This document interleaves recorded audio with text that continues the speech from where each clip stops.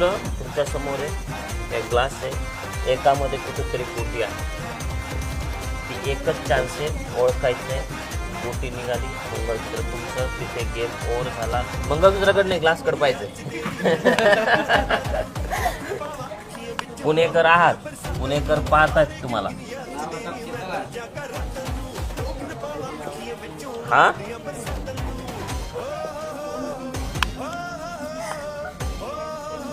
हा मंगळसूत्र आपला. आणि खूप खूप कॉंग्रॅच्युलेशन्स, मंगळसूत्र जिंकलात. आता कसं वाटतं? जी उत्सुकता होती, घाई होती, नाही नाही नाही आवरा आवरा आवरा आवरा, ते सगळं सक्सेस का आता?